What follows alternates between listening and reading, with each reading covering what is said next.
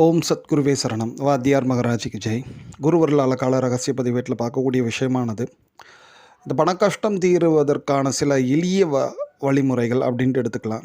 ஏன்னா மோஸ்ட்லி எவ்வளோ பிரச்சனையாக நாட்டில் இருந்தாலும் சரி, வெளியில் எங்கே இருந்தாலும், சமுதாயத்தில் இருந்தாலும் எல்லாரோட மனமும் எதில் இருக்குன்னா அவங்க வீட்டு பிரச்சனையிலையும் குறிப்பாக அவங்களோட இந்த பண கஷ்டம் ஒரு மிகப்பெரிய வேதனையாக தான் இருக்கும்.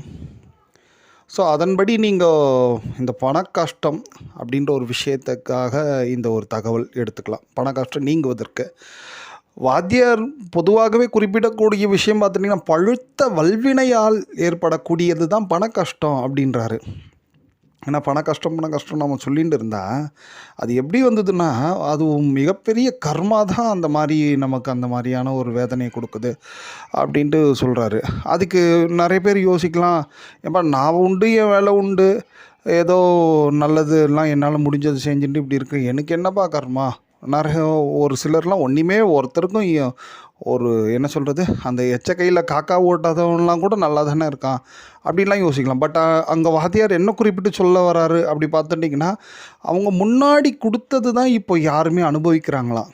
அது எந்த அளவுக்கு இந்த ஈகை குணம் பிறருக்கு கொடுக்கறது, ஒரு சச்சங்க காரியன்னா ஒரு ஏதேனும் ஒன்று செயல்படுத்துறது, நம்மளால் முடிஞ்சதை எந்த வகையிலேனும் ஏதேனும் இன்றைக்கி என்ன பண்ணோம், என்ன கொடுத்தோம் அப்படின்ற ஒரு என்ன ரியலைஸ் பண்ணிட்டு ஒரு திருப்தியோடு உறங்கக்கூடிய ஆத்மாக்கள் அவங்கெல்லாம் இருந்திருப்பாங்க. அதன்படி இன்றைக்கி வாங்கிட்டு அதை இது பண்ணுறாங்க. பட் ஏதோ காலத்தால் அந்த ஞாபகம் இல்லாதனால இன்றைக்கி இப்படி கஞ்சூஸாக இருந்தாலும், பட் இன்றைக்கி பண்ணுறது மறுபடியும் அடுத்தடுத்து இப்படியே ரொட்டீனாக போயிட்டு இருக்கும். அதனால தான் நமக்கு வாத்தியார் மாதிரி பெரியவங்க சொல்லக்கூடிய விஷயம் என்னென்னா, நம்ம எவ்வளோக்கு எவ்வளோ நம்ம கொடுக்குறோமோ அவ்வளோ திரும்பி வரும் அப்படின்றாரு.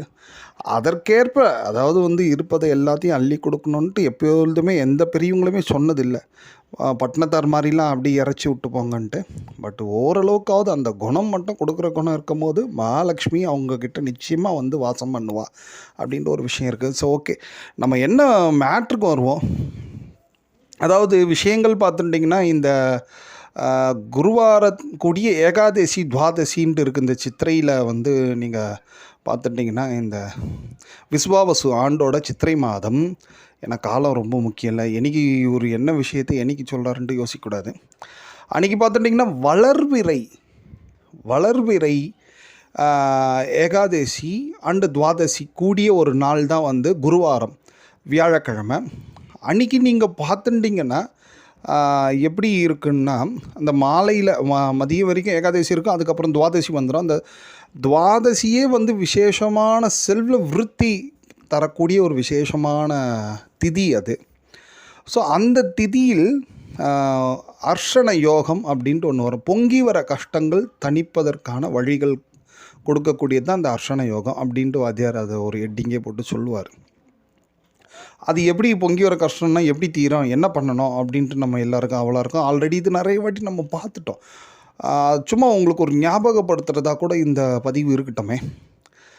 இந்த ஆஞ்சநேய பெருமானுக்கு வடைமாலை சாத்துவது ரொம்ப உத்தமம். அது பொதுவாகவே எவ்ரி அர்ஷண யோகத்துக்குமே ஒரு பலன்கள் உண்டு. இந்த மாதிரி சாத்தியாச்சுன்னா பண கஷ்டங்கள் தீர்வதற்கான வழிகள் உண்டு. பட் ஆனால் இப்போது ஏன் இதுக்கு இம்பார்ட்டன்ட் பண்ணுறோன்னா, துவாதசி இருக்குது, ப்ளஸ் நீங்கள் பார்த்துட்டிங்கன்னா குருவாரமும் ஆஞ்சநேயருக்கு ரொம்ப ஒரு பிரீத்தியை தரக்கூடியது தான். ஸோ அந்த துவாதசி, குருவாரம் அண்டு அர்ஷண யோகம் எல்லாமே இருக்கும் பொழுது நாம் ஆஞ்சநேய பெருமானுக்கு அதனால தான் மாலையில் வடைமாலை சாத்துங்க அப்படின்னோம்.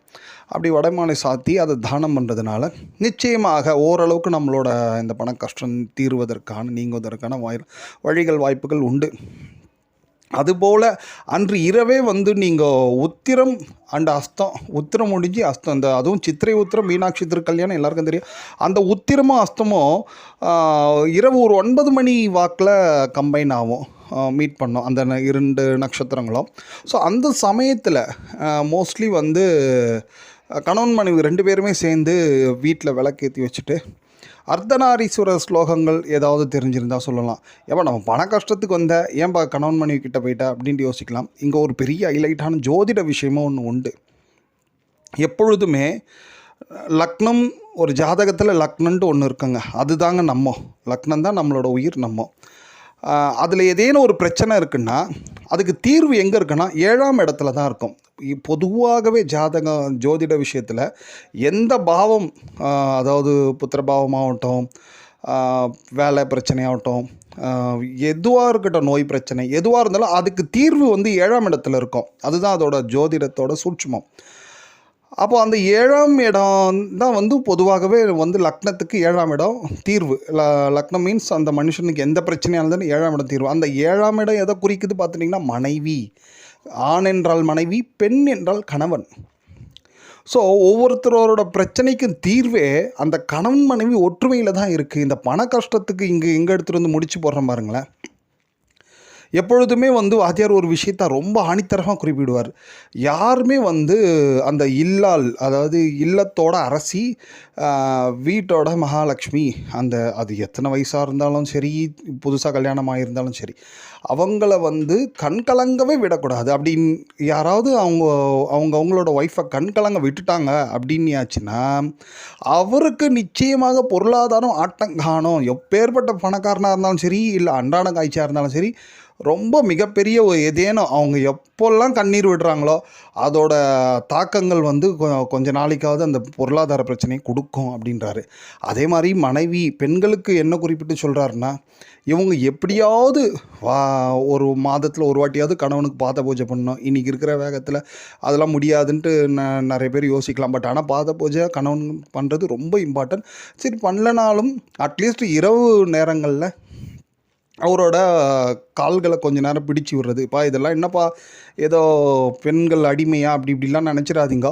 இது அடியேன்னு சொல்லுங்க. நீங்கள் ஒன்றே பாருங்கள், மகாலட்சுமி இன்னி வரைக்கும் என்ன பண்ணிட்டு இருக்காங்க மகாவிஷ்ணுவுக்குன்ட்டு பாருங்கள். நீங்கள் சுவாமி சயனத்தில் இருக்கிறச்சே எனி டைமும் வந்து அவரோட திருப்பாதங்களை பிடிச்சி விட்டுட்டு தானே இருக்காங்க. ஸோ இதெல்லாம் என்ன குறிக்குதுன்னா, அந்த மாதிரி ஒவ்வொரு இல்லறத்து பெண்மணியும் அவங்க கணவன்கள் வந்து ஆஞ்சி ஓஞ்சி வரச்சே அந்த இரவு நேரத்தில் ஒரு 2 மினிட்ஸ் 1 மினிட்ஸ்னா கூட சரி, ஒரு சாஸ்திரத்துக்காவது இப்படி பண்ணிகிட்டே இருந்தாங்கன்னா அவங்களுக்கு பொருளாதாரம் கஷ்டமே வராது. அந்த வீட்டில் எப்பொழுதுமே பிரச்சனையே இருக்காது, பணப்பிரச்சனையே இருக்காதுன்ற ஒரு சில ஜோதிட தகவல்களும் இங்கே உங்களுக்கு வாத்தியார் விஷயத்தோடு சேர்த்து கொடுக்குறோம். நீங்கள் எது வேணும் எது வேணான்றது அவங்கவுங்க விருப்பம். ஓம்